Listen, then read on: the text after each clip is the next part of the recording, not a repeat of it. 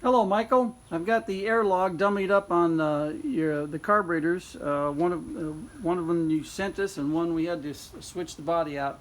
So what I think happened. Let's see. You sent these in 1986. So in the last 40 years, these carburetors have had a very tough life. The rear carburetor came into us broken. You can see the crack right across here, and sitting back. This carburetor is sitting back here, and what I think happened is the rear motor mount collapsed and allowed the air log and the engine to settle down and the air log to sit on the firewall, and the air log and the carburetor it's attached to then became the de facto motor mount and supported the engine. And the carburetor and air log are not designed to support the engine, and that's what I think happened. Is all the weight of the engine cracked the carburetor body. It's a very common thing to happen on the rear when the motor mounts collapse. As you can see down here, that's what a collapsed motor mount looks like. I don't care on the test engine because it's not going to affect anything, but that's what I think happened to your motor mounts. So please check your motor mounts. And we know this is an ongoing issue. Factory motor mounts last about a year. Here's a motor mount, and what my buddy, you can see there's a void in here, and that's designed to give the motor mount a little bit of cushion to settle down, bounce up and down.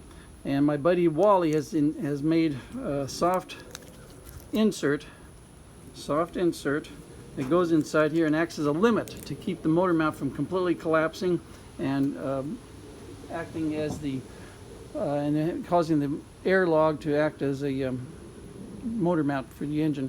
And the way you can tell this is when the motor mounts are in good shape and the right height, you should be able to slip your hand between the firewall and the bottom of the air log. And if you can't do that, then you're in danger of having the carburetor become your motor mount and supporting the engine and cracking.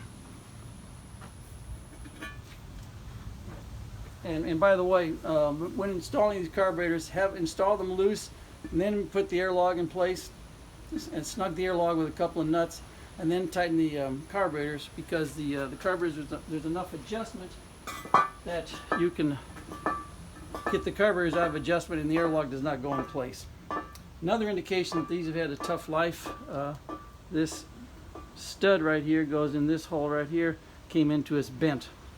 So your carburetors in 40 years have done some yeoman service. Now then, I'm going to go over the care and feeding of these things. I don't know if your installer will pay attention, but I want to try to keep you guys happy and keep you from having trouble. This is a replacement body. This is the carburetor that we did 40 years ago, and without going into a full rebuild, this is acting about as good as factory did, and trying to save you money and try to get this back to you as fast as I can, which obviously hasn't been very fast, but anyway, I'm going to be showing the tuning using this tachometer here. We're going to use the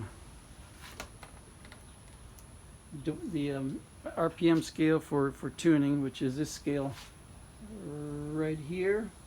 And now we're going to go back to the carburetors.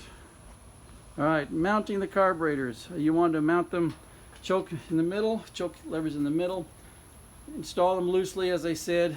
Put your air log in place, button down the air log a couple of points, and then do your final tightening on the carburetor body so the air log is going to fit. One of the best tools for doing this is a 1/4-inch drive wobble socket, which allows you to get in everywhere, and you only need a 1/4-inch drive because you've got washers in here that act as a limit stop so that you can't over tighten things. Whenever you're installing the fuel lines, you're going to stabilize the inlet, and then you can do your wrenching right here, otherwise danger of stripping that fitting right here. Clean fuel, gotta make sure you got clean fuel. Be sure to use your priming lever on the fuel pump. Make sure you've got fuel up to the carburetors, especially after it sits for a while.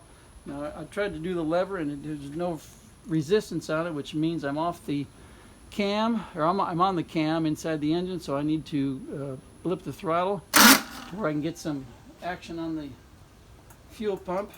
Here we go, now we're pumping. So I'm going to pump the fuel These carburetors have been sitting out for several days. I'd like to try and duplicate real world situation. Outside temperature right now is probably about 95, 98. I have not started these things in several days. All right, I believe we've got fuel. The things we're going to be dealing with, let's do that while the engine's off. We're going to be dealing with the idle mixture screw right here. It works on the first barrel only. Second barrel is a dummy. Just leave it alone, don't touch it. Whoever had been in here had really messed up these things trying to adjust them. They don't do anything, just leave them alone. Again, idle mixture screw on the first barrel. That's all it does, is just adjust the mixture at idle, hence the name. G55 right here, this is your idle jet. If the car does not idle, that is the reason right there. You got a clog in either one or both jets. Right there, real easy to access, pull apart, pull out the screwdriver, clear up the little jet, and you're ready to rock and roll. The other adjustments you get to make are on the idle speed right here. I'll set that for you, but anytime you adjust the idle speed, you also have to double check your fittings down here, these screws right here, to make sure you have the proper clearance on the counterweight on the second barrel. Just a teeny amount of clearance, just a teeny amount. And linkage is very critical. You want to take the linkage off when the car is idling, hot and idling, so you can do your actual adjustments, and then you put your linkage on last. And we're going to be looking at this RPM scale, and we'll be adjusting here in the 700, 800 RPM range. And you only adjust the carburetors once they're warmed up. So I'm going to do a cold start, even though it's 90 degrees. The engine hasn't been started for a while. Let's see, is there anything else I'm forgetting before we start this thing?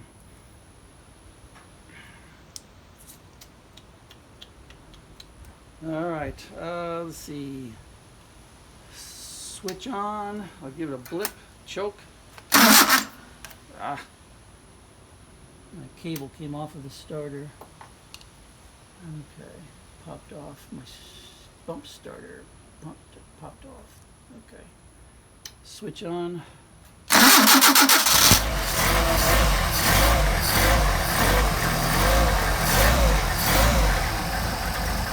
All right, I'm going to warm up the engine.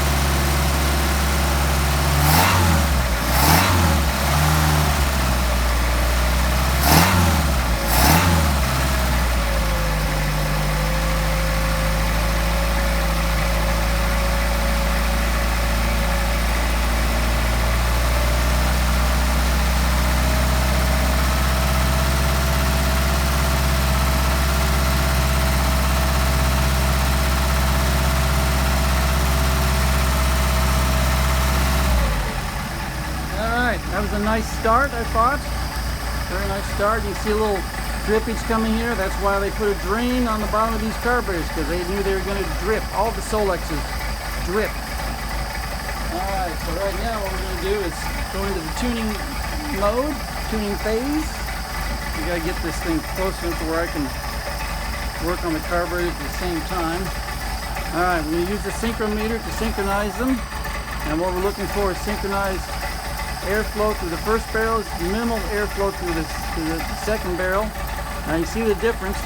Minimal airflow here, a little bit more airflow here, which is a little bit more than what the factory would give you. But again, unless we go in there and rebuild major machine work, that's what we're going to deal with.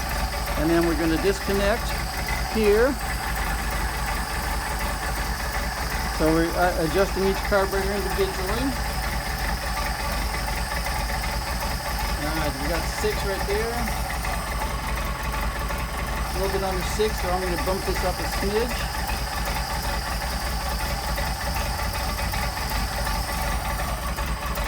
And we're a little bit over 6, so I'm going to bump this one up to match that one. Alright.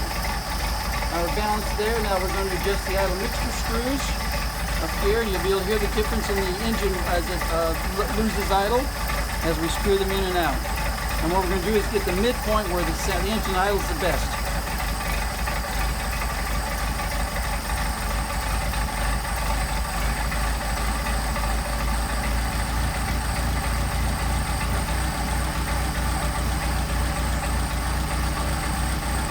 Picking up idle.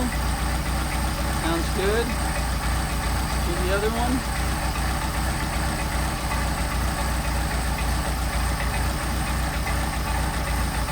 Start to drop off, so we're going to back it out. We get smooth idle. And what we're going to do is connect the linkage, flip the throttle, make sure we don't have any backfire. If we do, we run it a little bit on the lean side, and we'll screw out the idle mixture screws.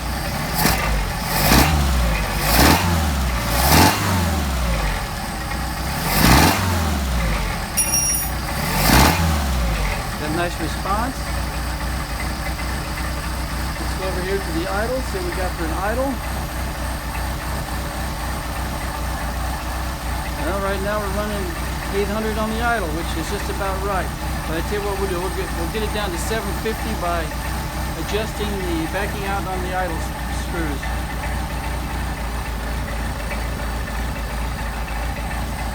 We're down to about 775, that's 6 right there.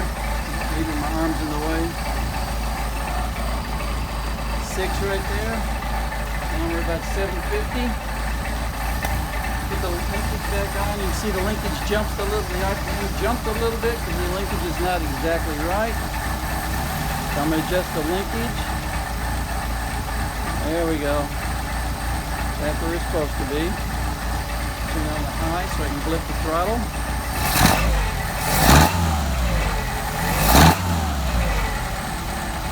Nice. Alright. We'll try a hot start. Alright. Looking good. Now then, you'll be able to adjust these idle mixture screws to your engine.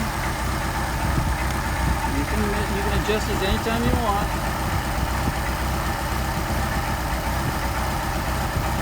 Back it out where it runs the best. So if we back it out too far, it starts to degrade the idle, so we're going to go back in, picking up our idle.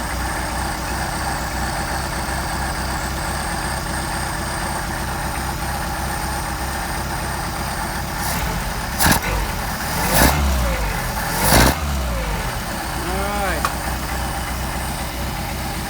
I think considering, got you some good usable carburetors. Hope they last you another 40 years. Thank you for your patience and letting us take care of this for you. I'm trying to think, was there anything else I need to mention? Well, yeah, double check, make sure you got good rubber gaskets here between the carburetors and the intake manifold. I'd put new ones on there if I was you. I'll include the wave washers that go between the body of the carburetor and the spacer washers in here. They act as a limit stop so that you cannot over tighten the carburetors, which is also another way to just break them. Trying to think what else we got here. I think that's about it. I'm available if you have any questions. Thank you.